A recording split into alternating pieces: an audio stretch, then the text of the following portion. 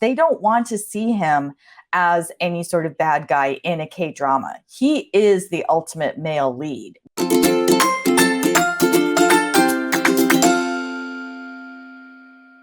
Hi, we're the KThree. I'm Jen. I'm Marisa, and thank you for being a part of this Kdrama Coffee Break. Oh, we love our actor series. Yes, and this one is, it's beefy, you guys. We're diving in on Lee probably the biggest name out of Hallyu, right? And he is about to jump into Pachinko. So, what are your initial thoughts on that? Just out of the gate. On Lee Min-ho being in Pachinko? Yeah. Well, I know he had to audition for it. Yeah. Which is, if you're an Lee Min-ho fan, you'd be like, but why? But if you're a Hollywood executive, you're like, I think I've heard of you. Yeah. What is this Hallyu wave you're talking about? But I watched an interview with the showrunner, Soo-hyu, and she was saying that it came down to 3 different actors and 3 different actresses that they were considering for Hansu and Sunja, and they looked for the best chemistry. Sure. Yeah. So yeah, we're recording this podcast after Pachinko has premiered, but we are in the past. So yes. We have not seen it yet. We have not. The reviews have been amazing. Him on the red carpet for the premiere was unbelievable, right? So Lee Min-ho, he's just been a staple in K-dramas for, as long as we've been watching. But I don't have a lot of Lee Min-ho history at all. What was one of your first dramas with him? Well, I think my first 2 dramas with Lee Min-ho, I didn't actually watch. I dropped pretty fast. So after Descendants of the Sun, I tried to watch The Heirs because of the writer Kim Un-suk. And I think I maybe got through 1 episode. I was like, what is going on here? And all of these tropes were new to me. And I was like, this is not Descendants of the Sun. I didn't see the connection. No. And then the other one was Boys Over Flowers. So confession time, I have not watched Boys Over Flowers. I think I watched 1 episode. I'm looking right now at my drama list at his filmography, or his drama list, and Boys Over Flowers was 2009. Like I didn't go back that far. I think the farthest back I went as I started City Hunter, but I did not watch Boys Over Flowers, which I'm not sure if that makes me, I have to turn in my K-drama fan card at this point. But I've heard amazing things about Personal Taste with Sonia Jin. That's another one. Yeah. Did you watch? No, I did not. I tried, but again, it looks like it was shot on video. I'm like, and the storyline, she needs a gay roommate, so he pretends to be gay. I'm just like, right. In the present day, I was like, I can't get into this. So yeah, so we've started off this Lee Min-ho podcast with 3 really big dramas that we have not watched. Right. But I will say this. When I finally watched Legend of the Blue Sea, which was very early in my K-drama watching, I was like, oh, hello. Well, and I understood the power of Lee Min-ho at that point. I watched most of City Hunter, so I definitely understood his screen prowess, shall we say. Oh, okay. I did not. I think we talked about this before. I only got like maybe just past the halfway point, and I tapped out because I was like, I don't understand what's happening. Yeah. But, maybe I did recognize his star power from that, because I had no problem going to Legend of the Blue Sea. I was like, I'm intrigued. I didn't dislike him in City Hunter, but I thoroughly enjoyed him in Legend of the Blue Sea. Oh God, yeah. So City Hunter, we talked about in our Pak Min Young podcast. So if you guys go back and listen to that, we squeal a little bit more about their relationship. But he was all attitude in City Hunter. So Legend of the Blue Sea, though, but I also love My Love from the Star, and I love Jun Ji-eun in My Love from the Star, and I loved her in The Thieves and a whole bunch of other things. So the expectations were huge for this drama. Like putting Lee Min-ho and Jun Ji-eun together in a drama with this writer. So, but it delivered. I thoroughly enjoyed it. I mean, him being like a con artist and his crazy, wacky like cons and his team and her. Actually, I will say I clearly am a historical junkie because the historical part of the story is where it really got me. So in preparation for this podcast, I went back and rewatched episode 1, and then I watched episode 20 of Legend of the Blue Sea. And the whole first episode was pretty much Joseon era. Maybe that's why I fell in love with it. Yeah. It was just, the setup was beautiful. And there was already so much hurt, but there was already so much connection between them. And you're like, oh, they're destined through the ages. Oh, God, I love those kind of stories so much. I know. And then we get to sassy modern day Lee Min-ho with his kind of magic tricks, the flippy lighter where he's literally hypnotizing people, and his flippy hair. It was just like, he was like Lee Min-ho, like prime Lee Min-ho. But then we get to an international location. Now they're in Spain. And then there's high fashion. And all of that first episode, Jun Ji-eun doesn't even speak. Right. Yeah. But I remember that because I had not seen her before. This was my first Jun Ji-eun? I might have seen My Love from Another Star. I might have watched that. I don't know which one I watched first. I don't remember. But I was like, the fact that she didn't say anything to that whole first episode, I remember that. It was just epic, like the scale of it, the smart storyline, the international locations, high fashion, the comedy, the physical comedy, the silent comedy was just like, oh, this is like, they've leveled up with this drama. And she's one of my favorite writers. Yeah.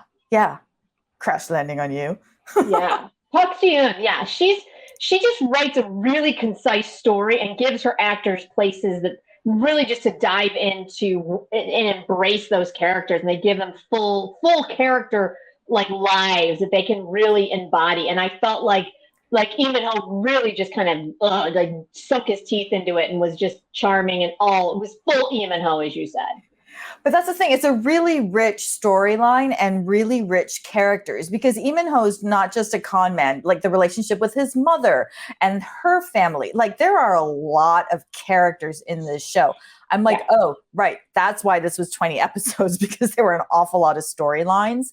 But it's not a straight line to the end. There's so many elements and levels and side stories, but they're all interconnected. And this is one of the best K-dramas out there. It really is. Like, it was just for me, it was just satisfying to hit all those beats, and I really, really enjoyed it. There's also a gazillion cameos in this. Or there are also the other key actors in it, like Sung Dong-il, Shin Hae-sun, Lee Ji-eun, Park Hae-soo's in it, Lee Hee-jun. But the cameos, like GOT7's Jin Young, Crystal is in it. She was this flight attendant that he makes googly eyes with when he flies to Spain.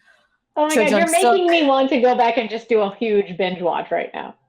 Yes, I'm telling you. I'm like, if it's 20 episodes, it's hefty. Right. It's hefty. Yeah, it's heavy. It's a lot of heavy lifting, but I am kind of like, oh, do I have time for that? No, but I want to do it anyway.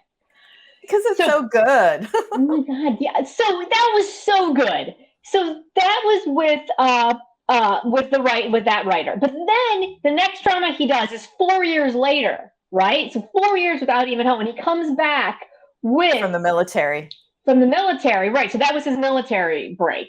Then he comes back, and his first one back is King Eternal Monarch with his heirs / A Sense of the Sun writer. They get back together, and he's paired back up. He's not paired back up, but so he did a drama from that writer before, as did Kim Go-eun, and they came together to do King the Eternal Monarch. Yes. I'm still confused on my feelings on that one. I enjoyed the actors. I enjoyed them together. I enjoyed many aspects of it, but the story did not hold up for me. You weren't alone, because in researching for this podcast, I went back. The ratings dropped significantly from the beginning to the end. Expectations huge. Just started really high, and then it ended kind of middling. Maybe it didn't sustain, and they didn't ever have the excitement that I think we were all yearning for. And I don't know if that's because he was the king and he had to be, of a certain comportment, but I think the story just didn't deliver for Kim Go-eun, Lee Min-ho, and Woo Do-hwan. It just time travel, man, portals. Tricky stuff. Time travel is tough. Super tricky stuff. And yeah, I mean, I could quibble all day about the time travel issues that I had with it. But at the end of the day, the power of Lee Min-ho, I did recognize. Because even though I thought the story was like, I have no idea what I'm watching. But every week I would watch him. I'd be like, oh, sure. Yes, you're the king. Absolutely, you're the king. Yes. Kidding? Every time. In that naval uniform on a ship, or like on a horse. It's like he just exudes charm. He does. It's not the puppy charm we always talk about. He has he's a man. He's got that. And there is in my opinion, a darker underbelly to it that gives him kind of a little bit of a dangerous edge, which I think is what gives him so much star power. Oh yeah. I think, that was kind of his persona in Boys Over Flowers and the Heirs. Oh, was it? Too, okay. Right? Like there's an edge, there's a hard edge to him. Yeah. The dark side. He embraces the dark side. And have you ever watched his own YouTube channel with his movies and his stuff like that? Like he's kind of his vlogs. His vlogs. There's something which I think, God, how do I even say this correctly? He's so self-assured that I think a lot of actors are a lot of times present themselves with wanting to please so many people, and so there's more of there's a desperation's the wrong word I'm looking for, but he doesn't seem to have that. He strikes me as someone who is very self-assured and knows very well his place in the universe, which is pretty close to the top.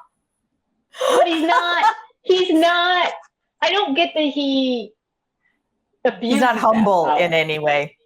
Yeah, it's a really interesting. He's a fascinating study to me. Is basically what I'm trying to get at. He's a superstar, and he's living the superstar life. Yeah. And yet he auditioned for Pachinko because he had to.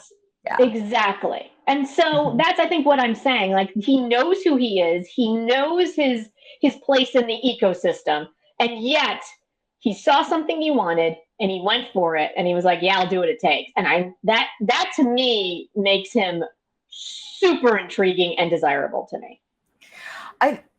Opportunities this is the moment for K-dramas, right? Absolutely. So these opportunities, you don't squander them with your ego, and clearly he worked for this role.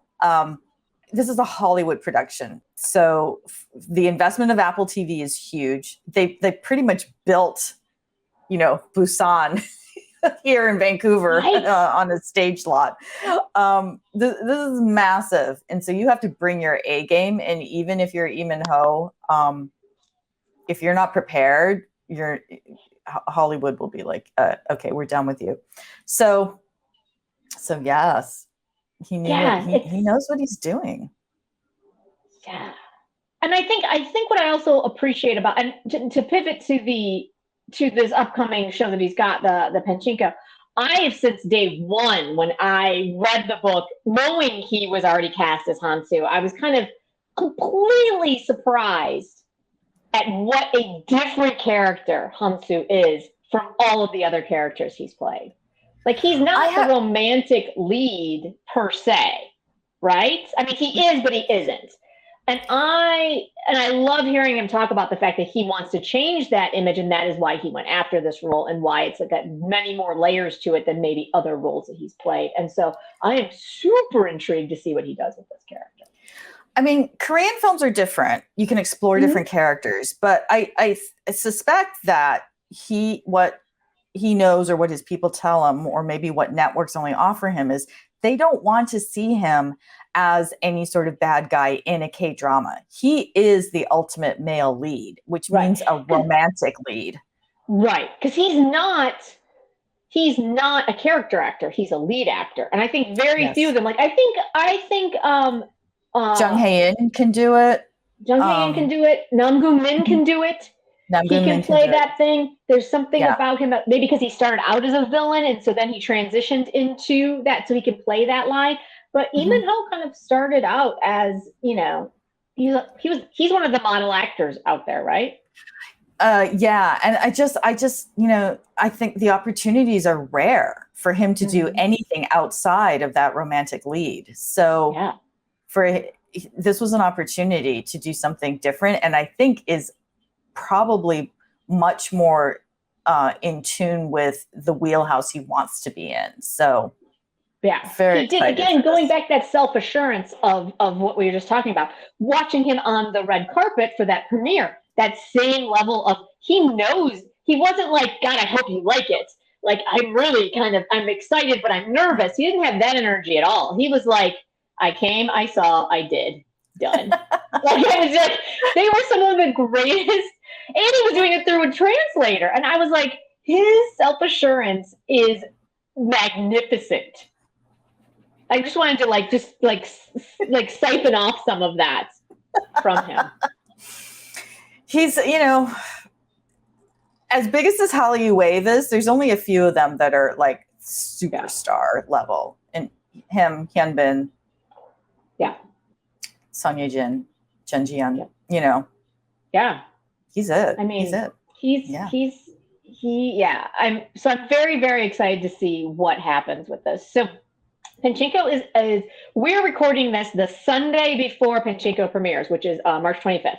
So the expectation for this is huge, right? Yeah. And what's interesting is that they're dropping 3 episodes of Pachinko, and then the other 5 are going to air weekly, one at a time.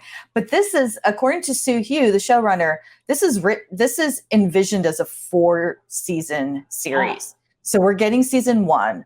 They have not yet gotten the pickup for season 2. So with those first 3 episodes, we'll know. We'll know if this is going to be the global hit that we expect it to be.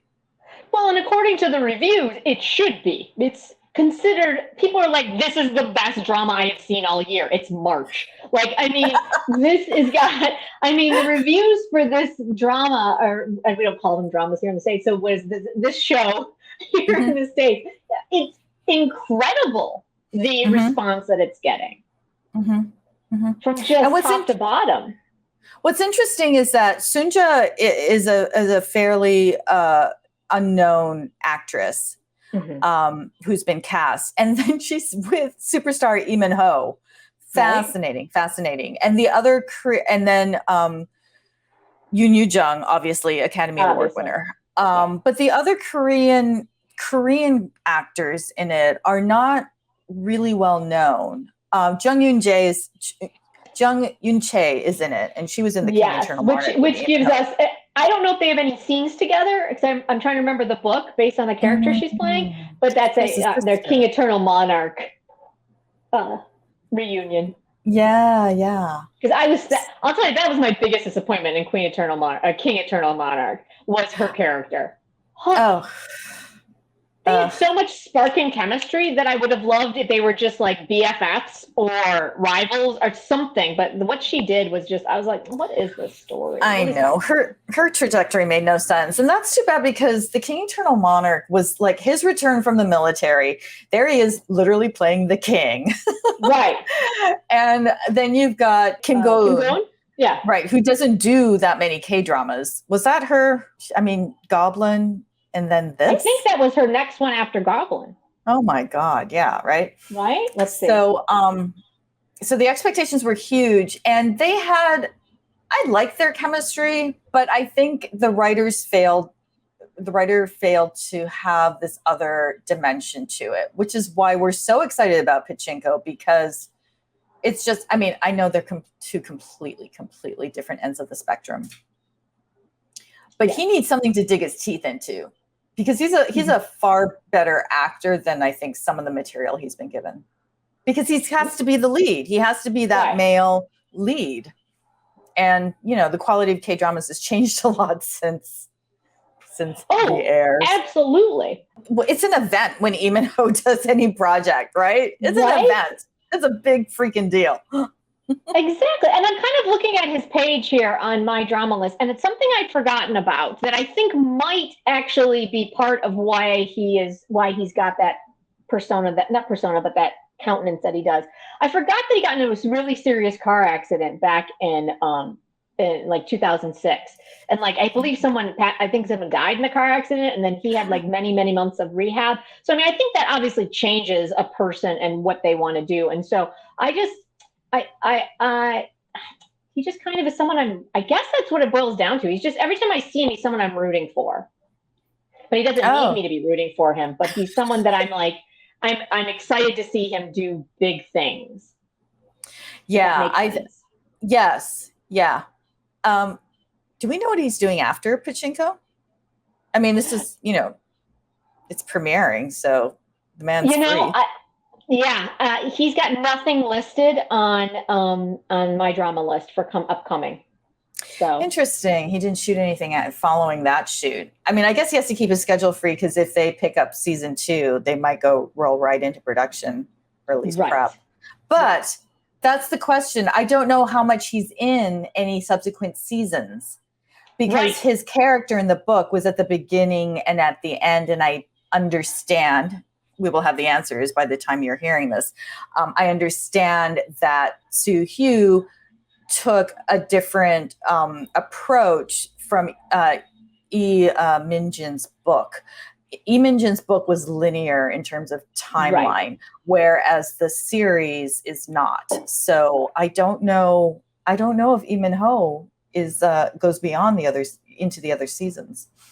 Well, and kind of like Young-ja, he has to age. Do we even know who's playing Hansu as an older person? Because I think if I remember the book correctly, I'm just fascinated to see how they set this whole story up. I'll be honest with you. Like, I'm really wildly fascinated with how this whole world is about to be revealed to us. Oh, yes. Yeah, it's gonna be really, really interesting. Because I think if they're saying, as they had mentioned, there's a third of the book that seems to be like in the middle of the book that seems to be that they haven't covered yet. I think that brings Lee Min-ho back for at least another season for sure. Oh, you're right, because he does make cameos in the book. Sort of like he just appears a few times. Yeah, and rocks her world. What it sounds like, based on what they've said about him and about kind of the book and the story in general, I feel like they would, because he's so popular, and I think he's going to be even more popular after this premieres. My guess is kind of how I'm now reading that the Squid Game writer is going to have, oh God, I just blanked on her name. But our girl, one of the last 3 that made it to the end but then died, she's going to possibly have a twin sister for season 2. Yes. Of course. But of course, you have an interview, like, you know, it's one of the biggest shows ever. You killed off 2 of the 3 of the people that, you know, and one of them just won a bunch of awards. Of course she's going to have a twin sister. So I'm curious if in the same vein with Pachinko, if this becomes as big as we're expecting it to be, because the writer is kind of massaging some things a little bit differently from the book, if they dive deeper into the Hansu story to give Lee Min-ho more to play with. Oh yeah, that's a great theory. I totally buy that. Yeah. The KThree is Jen, Marisa, and you. You are part of this K-drama community, and our podcast and our live chats on YouTube are supported by members like you. Check out our memberships, and you can support us for as little as $3 a month or more. And each tier gets you access to great K-drama perks, like a calendar every month with premieres and finales, watch parties with some of your closest K-drama BFFs, private Zoom chats where we can squee and quibble all we want and it'll stay private in that room, and a little bit more, and you might even get some K-drama goodies. So go to ko-fi.com, that's ko-fi.com/the KThree, click on memberships and support the Kdrama Coffee Break. What if someone, and we say this every podcast, but if someone is just jumping on this because they just finished watching Pachinko and they want to know all about Lee Min-ho and they need more information and they want to get into K-dramas, where are you sending them? Legend of the Blue Sea. Yes, right? I mean, I think that's his best K-drama that I've seen. I think so too. And I think it's matched by everyone else in the cast, and the storyline is solid and it's epic, and it's really the best of K-dramas. Right? It's got K-drama everything soup we always talk about. It's got everything. Yeah. It's got comedy, it's got drama, it's got romance, it's got buddies, it's got it's got it all. And it's good. It was high quality, really high rated from beginning to end. Like it didn't have that middle slow thing that happens sometimes. And it was 20 episodes. Ooh, that's right. And it was written for 20. You know, in our Namju Hyuk podcast, we mentioned that I mentioned that the ratings for weightlifting Fairy Kim Bok-ju weren't great. It's because it was up against Legend of the Blue Sea. Like they started on the same day. Okay, well there you go. So right? No one was watching that. That's why it's a cult classic now, because everyone binged it after the fact, right? Yeah. Oh, the one that you haven't mentioned though, Marisa, and I know you watched this one, but I did not. But I can't believe I didn't, based on who the cast is. How was his 7 First Kisses episode? Oh my god. If you guys need a laugh wrapped up in overly sweet candy, go to YouTube. Maybe you're watching this podcast on YouTube, or if you're listening on Apple Podcasts, then go over to YouTube and search for 7 First Kisses, because it's I think what is it? Is it Latte? I think it's an ad. An ad for Latte department stores. I don't know how many episodes it was, but he was episode 8. But it was like 8 to 10 episodes. No, it was 8 episodes because it was 7 First Kisses, and each episode was a kiss, right? So it was a setup episode and then 7 dudes, right? And I think it had like Ji Chang-wook. It was Lee Chung-gi. There was obviously Lee Min-ho, and I forget who the rest of them were. Lee Min-ho was the end game. He's the superstar. That's why he's episode 8. That's what I'm saying. He seems to be the end game guy on that. Yeah. Yeah. Oh, just hilarious. It's hilarious. Right? It's so silly and just made for the internet. Oh, Lordy. So good. All right, Lee Min-ho. Dazzle us. Get ready to be dazzled by him if you aren't already. This was so fun. I'm fairly new to him, but what I've seen, I've really enjoyed. So I'm really, really looking forward. It sounds silly being new to Lee Min-ho, but like his dramas just haven't really grabbed me. But he, as a human being, fascinates me. I think is what it boils down to. You know, he's that upper echelon of global superstar. It's fantastic to me. And being an Asian Canadian, Asian American woman, to have an Asian actor revered that way, a Korean actor revered that way, it's a game changer. It's a game changer. Yeah. I think Pachinko is going to be a huge game changer just for Hollywood in general. All the other big ones came out of Korea. This one is coming out of the Hollywood machine, and that's what I'm really excited about. Yeah, I'm really excited to see what the Asian American community in Hollywood is able to do with the success of this show. Mm-hmm. Yeah, and I think that's what I'm most excited about. So yeah. Yeah. All right. Do you have any final thoughts on Iminho before we go? Oh, I think I put it all out there. Okay, I just wanted to make sure. All right, guys, thank you so much for joining us as we just gushed about Iminho and what he's got coming up, and our usual, just our actor series. We love kind of diving into what makes these actors so exciting to us, and we appreciate you joining us and hanging out with us. So we just want to say thank you, because we are able to bring you podcasts and our Kdrama Coffee Break live chat on YouTube every week, new content every Sunday, because of supporters like our friends here. Gina Macti, Lulu, Andrea, Joshua Shane, Calvin Howard, Jill, Rosie Pepita, thank you so much. We really appreciate you.